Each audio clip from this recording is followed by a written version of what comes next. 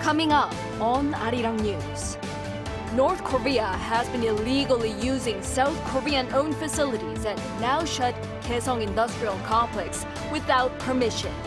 Also, Seoul demands Pyongyang to stop demolishing the Inter-Korean Joint Liaison Office building that the regime blew up in 2020.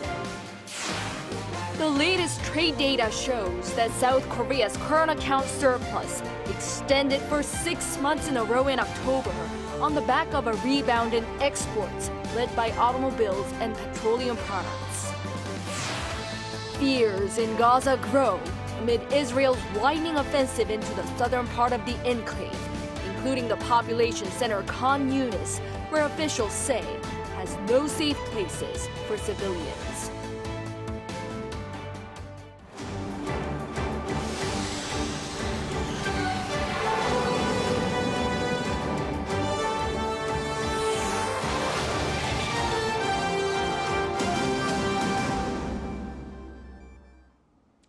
Good evening. It's 9 p.m. here in Seoul.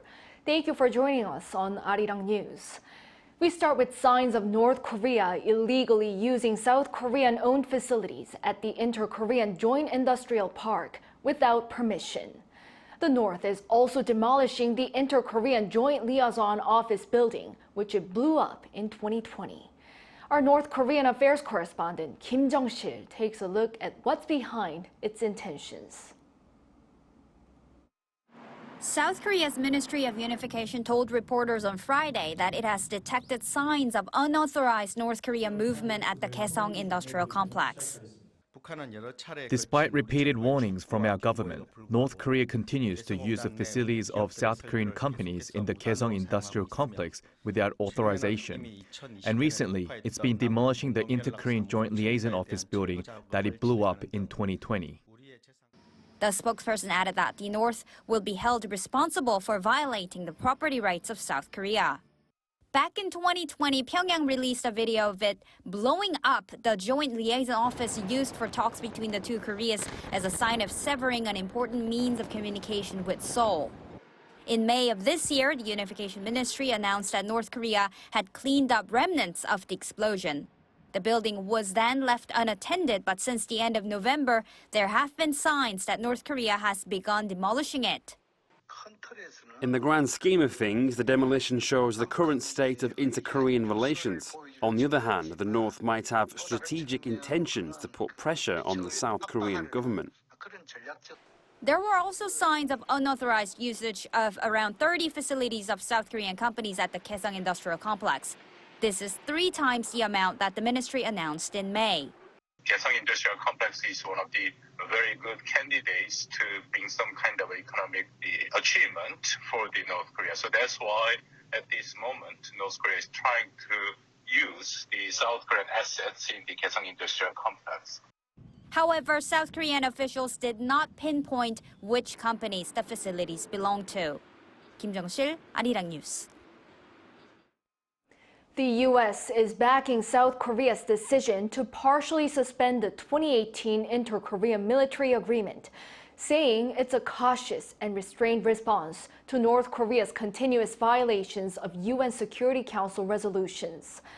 This as South Korea's National Security Advisor Cho Tae-yong met with his U.S. counterpart Jake Sullivan on Friday ahead of Saturday's trilateral top security advisors meeting between Seoul, Washington, and Tokyo.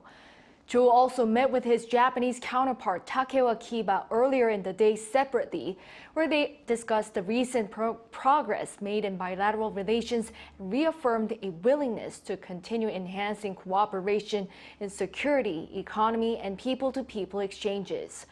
The upcoming trilateral meeting is a follow-up to the Camp Davis summit earlier this year.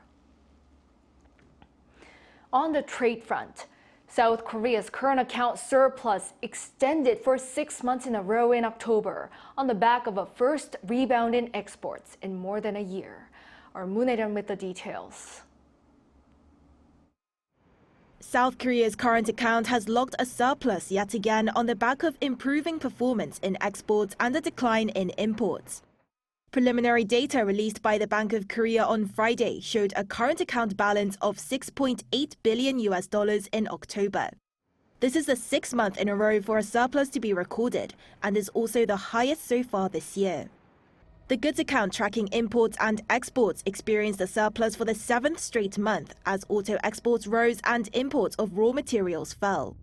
Data show that auto exports rose by 21% compared to the same month last year, whereas inbound shipments of gas fell by over 54% and coal by 26%. It's the first time since August 2022 that the country has seen an on-year rise in export value, rising by 7.6% compared to October last year. When comparing the goods balance between January and October this year and last year, this year's export value was lower, but as the import value was also lower, the overall goods balance for the period was higher this year. However, the services balance, which includes earnings and spending on overseas trips and transport, recorded a deficit of $1.25 billion. The travel and transportation sectors showed significant declines on year, with the latter falling from a $1 billion surplus to a $300 million deficit this October. So far this year, the services balance logged a deficit of over $20 billion, which is a sharp decline compared to the same period in 2022, when a deficit of just over $3 billion was recorded. Increased outbound travel as a result of eased COVID-19 restrictions has led to a continued travel balance deficit, but the decline is slowing. The trade balance deficit has decreased with more tourists from Southeast Asia and Japan. Meanwhile, the primary account balance responsible for monitoring foreign workers' wages and overseas dividend payments reported a surplus of nearly $3 billion, further contributing to the overall current account surplus. Moon Hae-ryun, Arirang News. Moving on, Hanwha Aerospace has sealed a deal worth some $2.4 billion to supply Redback armored vehicles to Australia. According to the Defense Acquisition Program Administration, on this Friday, Hanwha is selling 129 Redback infantry fighting vehicles to Australia. This final count comes 4 months after the Korean Aerospace and Defense Company was selected as the preferred bidder. This latest deal is Hanwha's second for the export of ground-based military equipment to Australia, following an earlier accord to supply K-9 self-propelled howitzers signed in December 2021. South Korea set an ambitious goal of attracting 20 million tourists to the country in 2024. Prime Minister Han Duck-soo led a cabinet meeting on Friday on ways to boost tourism and unveiled benefits to be offered to visitors. Given that 17.5 million people came to the country in 2019, reaching a peak, the figure would be an all-time record if the goal is met. Foreign nationals from Vietnam, the Philippines, and Indonesia will now be exempt from group electronic visa fees, along with Chinese nationals. The limit for tax-exempt duty-free shopping will also be doubled. With the hope of boosting sales, retailers here in the country are getting into the holiday spirit well before Christmas. Our Lee Soo-jin has more on their efforts. Christmas has already arrived in the retail sector as it's using the winter holiday as a last-ditch marketing strategy to boost consumption. South Korea's CCSI, an indicator of how consumers feel about the economy, has been declining since July. And the pessimistic consumer sentiment is being felt by department stores as operating profits of the big three all fell by double digits in the third quarter. To draw consumers, the big three department stores have built replicas of traditional Christmas markets that are bigger than ever. Here in this colossal glass house are more than 20 wooden chalets that sell seasonal beverages and souvenirs reminiscent of Europe's famous Christmas markets. Although it was inspired by Europe, the market also sells popular Korean street foods such as tteokbokki and fish cakes. To maximize holiday season sales, it was opened toward the end of November and has already encouraged people to spend money. Oh, it's so beautiful, it's so cute. I really love it. I'm sure that I'll be back to buy things, for sure. We actually just bought candy apples here, and they were even better than what I imagined. And on weekends, visitors have to wait hours just to get in. It's not just department stores like this one. They've already begun using Christmas as a marketing strategy to boost consumption. Small businesses have also begun to do the same. Inside this traditional market is a cake shop run by a young entrepreneur. In a nod to her store's location, she sells cakes made out of rice cake ingredients instead of flour. She steams the rice cake into a circular shape and is decorated with colorful frosting along with cake toppers that make it look like the cakes that we typically see in bakeries. She says that she started accepting Christmas cake orders early, during the second to last week of November.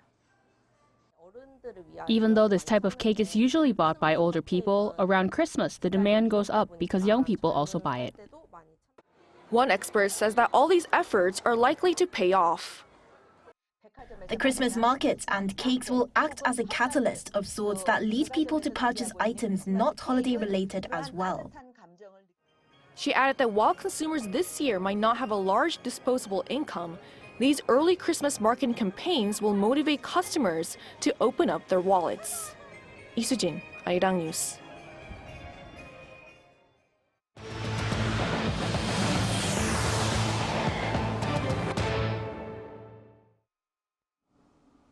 In the Middle East, along with the continuous offensive happening in Southern Gaza, humanitarian concerns are rising about attacks on so-called safe zones in the region.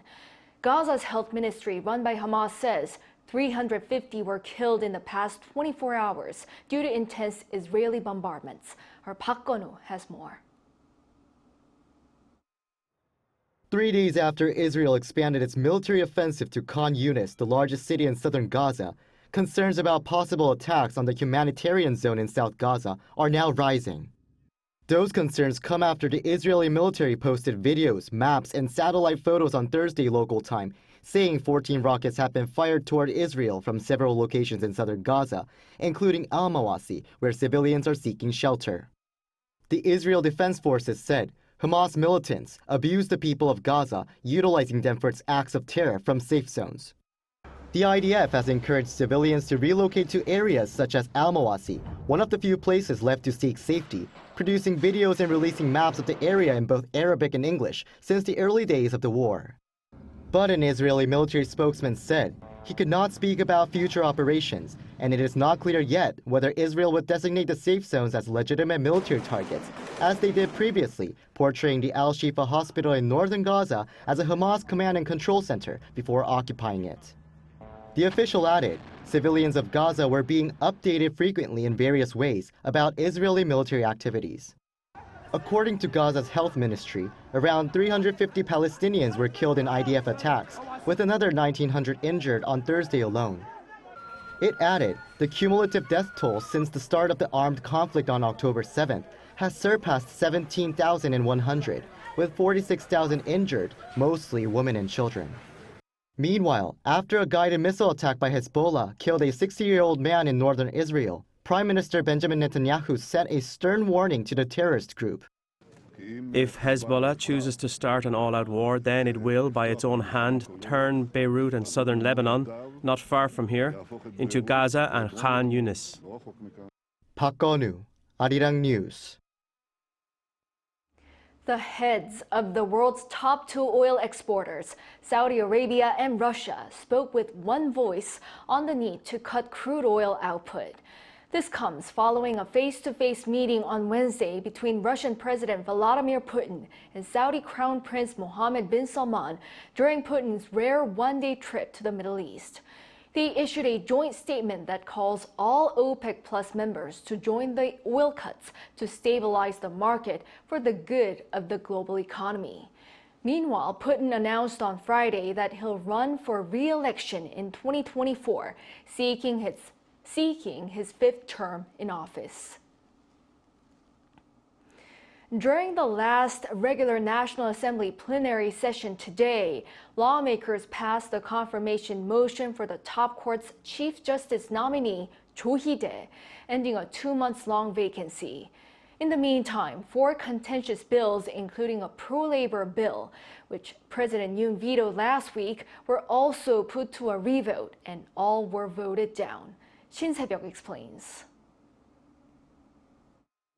The National Assembly has approved the appointment of Cho Hee-dae as the next Chief Justice of the Supreme Court. In the last regular plenary session of the Assembly on Friday, attended by 292 lawmakers, a confirmation hearing report on Cho was passed by 264 voting to 18, with 10 abstentions. This came 2 months after lawmakers rejected the previous nominee Lee Gyun-yong, the first such rejection in 35 years.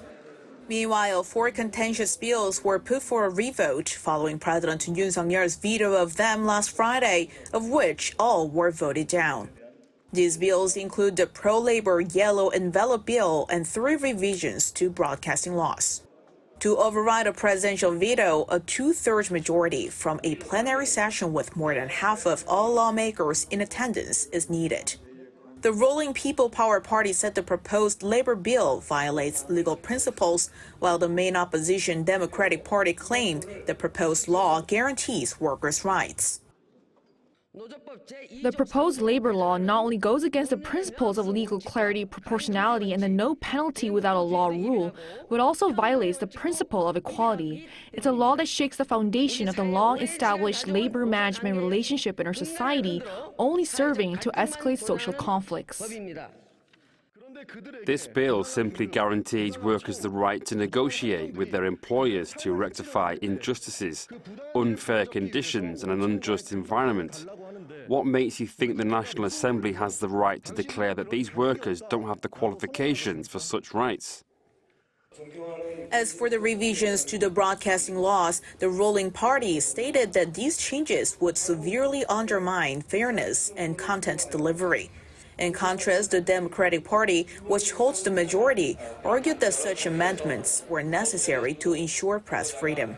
This marks the 3rd time that bills have been scrapped due to President Yoon's exercising his veto right since his inauguration. 신세벽, Arirang News. Meanwhile, as the regular National Assembly session concludes on December 9th, the nation's main rival political parties have agreed to hold a 30-day extraordinary session starting next Monday. 3 plenary sessions will be held on December 20th and 28th, as well as January 9th. The session on the 20th aims to finalize next year's budget as lawmakers fail to meet the December 2nd deadline. 2 other sessions on the 28th and January 9th will focus on processing bills related to people's livelihoods. South Korea will launch a pan-governmental task force to address rising concerns about the increasing number of children with respiratory illnesses. At a meeting today, Korea Disease Control and Prevention Agency Commissioner Ji Young-mi said that the task force will be responsible for monitoring respiratory diseases and managing medicine supplies and hospital beds. This comes as cases of children infected with Mycoplasma pneumoniae, a leading cause of pneumonia, have begun to rise in schools, kindergartens, and daycare centers. However, she cautioned against new pandemic fears as Mycoplasma pneumonia is not a new infectious disease and there are known effective treatments to deal with it. As the chilly weather sets in, this is the best time to stay in and watch a good movie or a show. Korea's streaming scene is already buzzing with options amid 2 local streaming giants, TVing and Wave, having signed a deal for a merger. Our culture correspondent Song Yu-jin tells us how this deal might reshape the Korean content and streaming landscape. Are we about to witness the birth of Korea's largest streaming service? Local streaming giants TVing and Wave have signed a memorandum of understanding for a merger. CJ ENM's TVing is the 2nd largest domestic streaming platform with 5.1 million monthly active users. SK Square's Wave is 4th with 4.23 million. When combined, their total of more than 9 million expected users would make them the leading domestic streaming service provider. The 2 rivals coming together was not a surprise. This marks the 2nd merger between local streaming services following TVing's merger with KT's Shijin last December. Industry experts view this as a strategic move for survival. With the rise of numerous streaming service brands, not only Netflix but also Disney+, there has been constant discussion about the crisis facing domestic services. The merger between TVing and Wave is seen as a way to secure a competitive edge against industry leader Netflix. In terms of numbers, the merged platform will fall short of Netflix's 11.3 million monthly active users. However, this could change in the long run. This is exciting news for consumers because they can access a diverse range of content with a single subscription fee. Wave has programs on terrestrial TV channels, while TVing has been building its lineup with entertainment shows and dramas on TVN.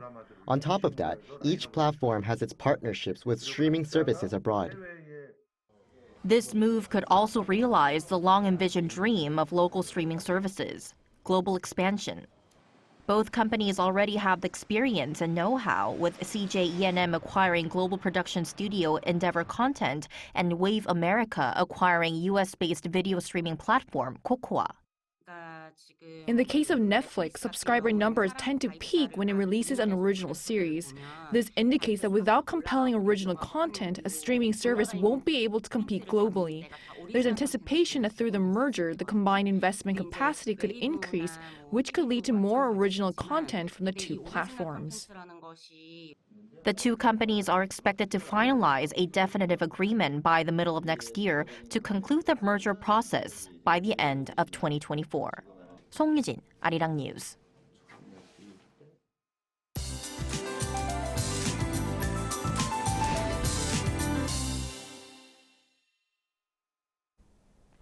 Even though December had come around, the weather feels like early spring. The unseasonably high temperatures are expected to continue tomorrow. With warm spells, the temperature swings will be around 15 degrees. Please dress warmly both in the morning and the evening. The dry conditions on the East Coast are getting worse. In addition, the East and West Coast will have gusty winds of more than 20 meters per second. Please take extra precautions against wildfires. The smoke from overseas flowing again today, increasing the concentration of ultrafine dust in the west.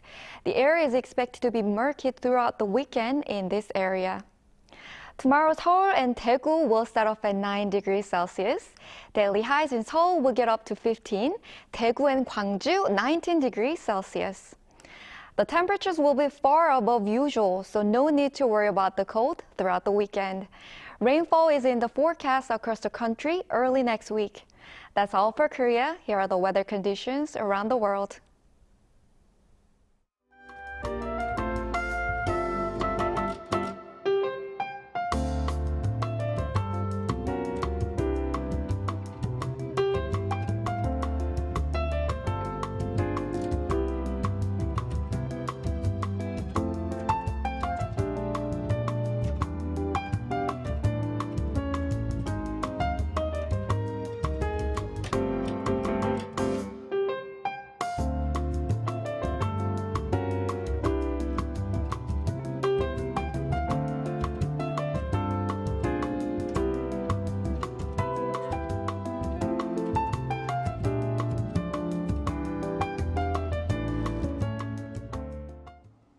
Well, that is all for this newscast. Thank you for watching.